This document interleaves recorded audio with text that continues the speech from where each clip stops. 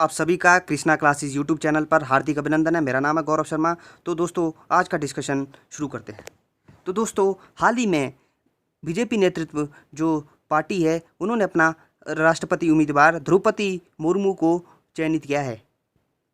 द्रौपदी मुर्मू एक आदिवासी समुदाय से है और अगर वो चुनाव जीतते हैं तो वो भारत के पहले आदिवासी समुदाय से रहने वाले पहले राष्ट्रपति होंगे। तो दोस्तों सबसे पहले हम इस डिस्कशन में देखेंगे कि अब तक हमारे कितने राष्ट्रपति रहे हैं। अब तक हमारे टोटल 14 राष्ट्रपति रहे हैं। सबसे पहले अगर राष्ट्रपति की बात की जाए राजेंद्र प्रसाद। अगर हम सबसे ओल्डेस्ट राष्ट्रपति की बात की जाए तो वो है आपके KR नारायण जो 77 ईयर में बने थे। और सेकंड ओल्डेस्ट है रामेश्वरम वेंकटरमन, ये 76 ईयर में बने हुए थे राष्ट्रपति। अगर हम यंगेस्ट राष्ट्रपति की बात करें तो वो नीलम संजीवा रेड्डी थे और ये एकमात्र ऐसे राष्ट्रपति थे जो निर्विरोध चुने गए थे, एकमात्र राष्ट्रपति। और भारत के पहले मुस्लिम राष्ट्रपति की बात करेंगे तो पहले जो मुस्लिम राष्ट्रपति थे वो जाकिर हुसैन थे। और सेकंड जो आपके थे फ़खरुद्दीन अली अहमद ये थे। और भारत की पहली महिला जो राष्ट्रपति थी वो प्रतिभा पाटिल थे। अगर हम पहले जो सिख समुदाय से राष्ट्रपति बने थे वो थे ज्ञानी जैल सिंह। पहले सिख समुदाय से जो राष्ट्रपति थे वो ज्ञानी जैल सिंह थे। तो दोस्तों इसके बाद हम इसमें देखेंगे कि अब तक जो राष्ट्रपति हमने अभी देख लिया है और हम इसके बाद देखेंगे कि इसके जो क्या क्या इसके स्टेप्स होते हैं राष्ट्रपति के। सबसे पहले इसमें नॉमिनेशन होता है, उसके बाद वोटिंग, और जो तीसरा स्टेप होता है जो बैलेट, जो सेग्रीगेट बैलेट पेपर, जो वोटिंग होती है उसको काउंट करते हैं। बैलेट पेपर के थ्रू वोटिंग होती है, उसके बाद वोट को काउंट किया जाते हैं, फिर डिसाइडिंग द विनर, फिर अंतिम लास्ट में ओथ ली जाती है राष्ट्रपति चुनाव की। तो ये हम सभी स्टेप बारी बारी से पढ़ेंगे। तो देखते हैं सबसे पहले नॉमिनेशन। अगर कोई व्यक्ति राष्ट्रपति बनना चाहता है तो उसको नॉमिनेशन के लिए क्या करना पड़ेगा, 15,000 रुपये डिपॉजिट करने पड़ेंगे। और जो 15,000 रुपये उसके लिए क्या चाहिए, 50 प्रपोजर और 50 सेकेंडर सपोर्ट करने वाले, जो 50 प्रपोजर और 50 सेकेंडर, ये देख सकते हैं। जो प्रपोजर होगा MLA भी हो सकता है और MP भी हो सकता है, MLA और MP। The proposer and सेकेंडर can be any of the 4896 इलेक्टर। 4896 इलेक्टर में इसमें क्या हो गया, MLA और जो MP हो गए, इलेक्टेड MLA और MP, इलेक्टेड MLA और MP हो गए। जो इनके वोट है 50 प्रपोजर और 50 सेकेंडर, इनको सपोर्ट करने वाले होने चाहिए पीछे से, हो गए।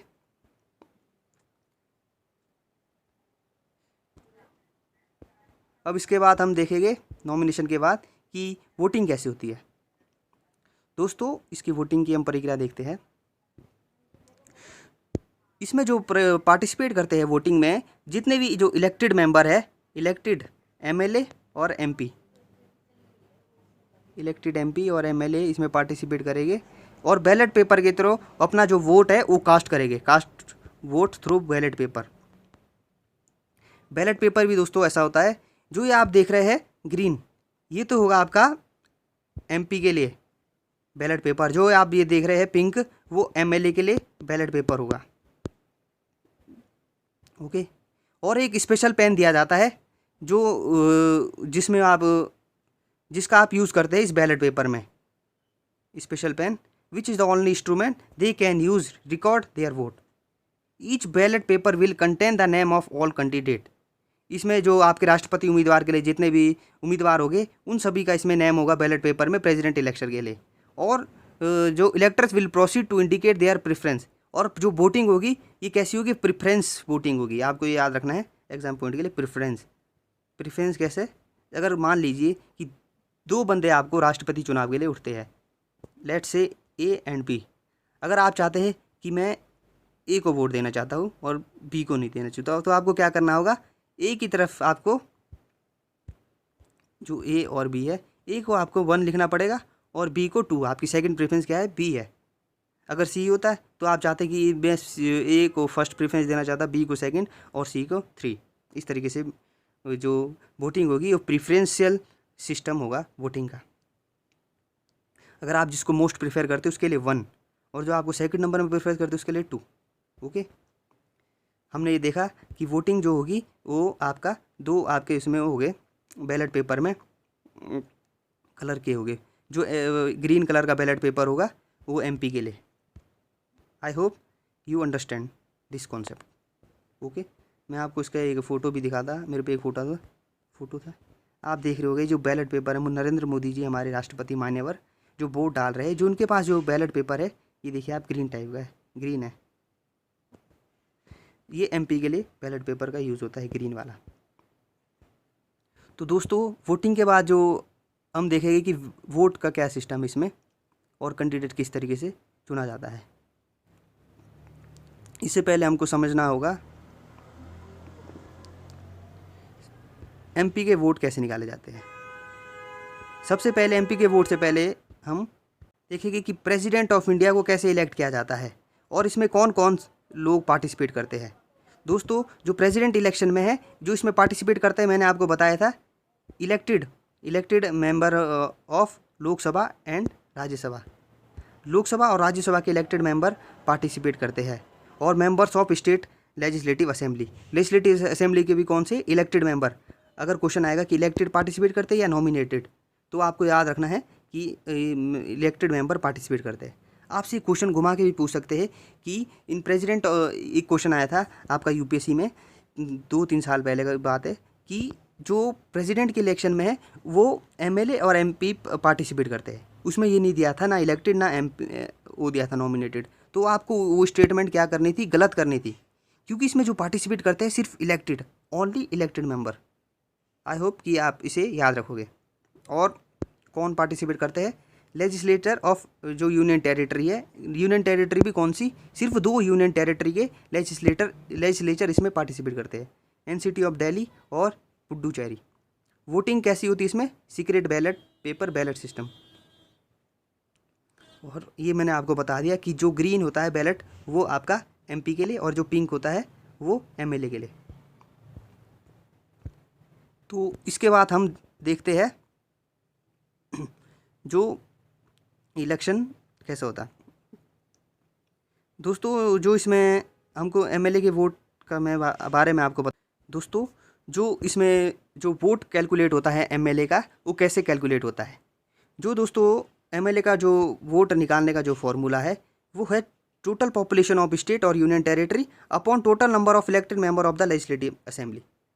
मान लीजिए कि कोई दिल्ली है, उसकी जो पॉपुलेशन लेंगे, दोस्तों एक चीज़ आपको याद रखनी है, जो पॉपुलेशन लेंगे वो 1971 के अकॉर्डिंग लेंगे। इसके पीछे का कॉन्सेप्ट दोस्तों ये है क्योंकि जो पहले जब इंडिया इंडिपेंडेंस हुआ था तो उस टाइम में ये बोला गया था कि जो स्टेट अपने पॉपुलेशन काफ़ी तेज़ी से बढ़ रहे थे, तो साउथ जो स्टेट थी उन्होंने इसका काफ़ी, इस सिस्टम का काफ़ी विरोध किया था। वो बोल रहे थे कि जो स्टेट है इन्होंने अपनी पॉपुलेशन जो उनकी मतलब कम है तो उन्हें उसे जो उनको उतना वो नहीं मिलेगा, महत्व नहीं मिलेगा उसमें राष्ट्रपति के चुनाव में। और अपने इस वजह से जो किया गया है पॉपुलेशन है 1971 के अकॉर्डिंग किया गया और ये कब तक जारी रहेगा, 2026 तक यही सिस्टम जारी रहेगा जो पॉपुलेशन है 1971 में। अब मान लीजिए कि कैसे कैलकुलेट होता है, जो दिल्ली की पॉपुलेशन में, मान लीजिए आपको उदाहरण दे रहा है कोई दिल्ली है तो उसकी जो टोटल पॉपुलेशन होगी यूनियन स्टेट और यूनियन टेरिटरी की 1971 के अकॉर्डिंग होगी। दिल्ली की पॉपुलेशन 1971 में थी अप्रोक्स लगभग 62 लाख के करीबन, और upon total number of elected member of the legislative assembly, कितने हैं लेजिस्लेटिव असेंबली में। तो दोस्तों जो एमएलए हो गए इलेक्टेड मेंबर लेंगे तो दिल्ली में जो एमएलए है वो 70 है इलेक्टेड, और इंटू 1000 से मल्टीप्लाई कर देंगे तो इस तरीके से आपका एमएलए की वोट की वैल्यू आ जाएगी।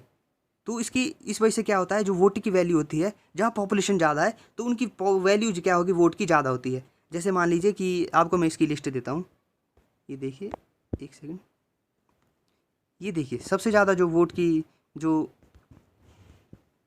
वैल्यू है वो है आपका उत्तर प्रदेश में है 208 वैल्यू है। और सबसे जो कम वोट की वैल्यू है वो है आपका, ये देखिए सिक्किम में 7 वोट की वैल्यू है। आपसे क्वेश्चन भी पूछ सकते हैं एक स्टेटमेंट के थ्रू कि सबसे ज़्यादा जो वोट की वैल्यू है वो आपका यूपी में है, और सबसे कम जो वोट की वैल्यू है प्रेसिडेंट इलेक्शन में वो आपके सिक्किम में है। ये जो वोट की वैल्यू है ये पॉपुलेशन के हिसाब से दी गई है, जिसकी जितनी पॉपुलेशन है उनको ज़्यादा वोट की वैल्यू दी गई है। तो आपको इस तरीके से भी स्टेटमेंट पूछ सकते हैं एग्जाम में कि जो आपके प्रेसिडेंट के जो इलेक्शन में है जो वोट की वैल्यू होती है सबकी इक्वल रहती है। All state have equal representation in president election system. तो आपको इससे काफ़ी ही सतर्क रहना है, सबको अलग अलग वैल्यू रहती है दोस्तों। तो इसके बाद हम देखेंगे एमएलए के बाद एमएलए का मैंने आपको फॉर्मूला बता दिया कि किस तरीके से निकालते हैं। तो अब हम देखेंगे एमएलए के बाद एमपी की वोट वैल्यू कैसे निकाला जाता है। जो दोस्तों एमपी का जो वोट वैल्यू है वो आपको sum total value of elected member of the legislative assembly, जितने भी आपका जो टोटल आपका जैसे आपका यूपी है, जितने भी आपके 31 है आपका यूनियन टेरिटरी और आपको स्टेट को लगा के उन सब का वोट वैल्यू कैलकुलेट करके वो कितना है आपका, उसको कैलकुलेट करके upon total number of elected member of both house of parliament, Rajya Sabha और लोकसभा, उन दोनों का कैलकुलेट करके कितना है आपका 776। और जो वोट वैल्यू है स्टेट का वो कितना है, टोटल स्टेट सब स्टेट का लगा के 549,495 अपॉन 776। तो वोट वैल्यू कितनी आएगी 708। तो आपको याद रखना है जो वोट वैल्यू ऑफ पार्लियामेंट है वो सबकी इक्वल है, लेकिन जो वोट वैल्यू है एमएलए की वो प्रेसिडेंट इलेक्शन में वो डिफरेंट है। तो ये देख सकते हैं आप total vote value of parliament वो है 5,49,408। तो दोस्तों याद रखना है आपको ये कॉन्सेप्ट। तो इसके बाद हम देखेंगे, हमने ये देख लिया है, और जो इलेक्शन में जो सिस्टम कैसा होता है ये मैं आपको बताता हूँ। मान लीजिए कि 3 उम्मीदवार उठे हैं ए, बी और सी। इसमें क्या होगा, जो वोट का होता है ट्रांसफ़र होता है, वोट का ट्रांसफ़र होता है। जैसे मान लीजिए कि टोटल 100 वोट है, लेट्स सपोर्ट 100 वोट है, 100 में से लोग चाहते हैं कि 40 लोगों ने ए को वोट दिया है और 30 ने बी को, और मान लीजिए 35 ने बी को दिया और 25 ने, एक सेकंड, मान लीजिए 3 बंदे हैं, 40 ने ए को दिया और 35 ने बी को दिया और 25 ने सी को दिया। तो इसमें क्या हो गया, जो सबसे कम जिसके वोट है तो इसके वोट क्या हो गए, ट्रांसफ़र हो गए। मान लीजिए 25 में से 15 लोगों ने ए को वोट दिया और 10 लोगों ने बी को वोट दिया। सेकंड जो प्रेफरेंस देखी जाएगी इनकी, तो इस तरीके से क्या होगा, ए को जो टोटल वोट पड़े 55 और जो बी के टोटल वोट पड़े 45। तो इस तरीके से वो विनर घोषित किया जाएगा। जो वोट का होता है सिंगल ट्रांसफरेबल वोट, क्या होगा, वोट ट्रांसफरेबल होगा इस तरीके से। तो अगर कोई व्यक्ति अगर ऐसा करेगा कि वोट ही नहीं देना चाहेगा अपनी सेकंड प्रेफरेंस, तो उसका वोट क्या करा जाएगा, इनवैलिड माना जाएगा। मान लीजिए कि अगर कोई व्यक्ति है, 3 कैंडिडेट है ए, बी, सी, अगर वो चाहता मैं सिर्फ एक प्रेफरेंस दूँ तो, और सेकंड वो चाहता ही नहीं दूँ नहीं, तो उसका वोट क्या होगा, इनवैलिड माना जाएगा। I hope you understand this concept. तो इसके बाद हम देखते हैं कि प्रेसिडेंट इलेक्शन के लिए क्या क्वालिफ़िकेशन है। जो दोस्तों प्रेसिडेंट इलेक्शन है उसके लिए क्वालिफ़िकेशन है हमारे अनुच्छेद 58 आर्टिकल 58 में दी गई है। कोई भी पर्सन सबसे पहले भारत का नागरिक होना चाहिए और कम से कम 35 ईयर एज कंप्लीट करना चाहिए, 35 ईयर का होना चाहिए, और क्वालिफाई होना चाहिए कम से कम member of house of the people. इसका मतलब है कि वो कम से कम इतनी क्वालिफाई होना चाहिए कि लोकसभा के उसके लिए तो क्वालिफाई होना चाहिए। लोकसभा के लिए क्या क्वालिफिकेशन है, 25 ईयर ऑफ एज है, और ये है। और person shall not be eligible for election of president अगर वो if he hold any office of profit, अगर वो कोई भी गवर्नमेंट जॉब में है या कोई भी प्रॉफिट गवर्नमेंट के अंडर में है, होल्ड करता है, तो वो प्रेसिडेंट के इलेक्शन के लिए एलिजिबल नहीं होगा। दोस्तों हमने इतना कॉन्सेप्ट पढ़ दिए, तो मैं चाहता हूँ, ये वीडियो काफ़ी लंबी हो चुकी है, इसके बाद सेकंड वीडियो में मैं आपके लिए क्वेश्चन लाऊंगा। अगर आपको वीडियो अच्छी लगेगी तो कमेंट्स सेक्शन में आप बता सकते हैं। दोस्तों ये मेरी पहली वीडियो थी, तो आई होप कि ये आप सभी समझ रहे होंगे। Thank you very much.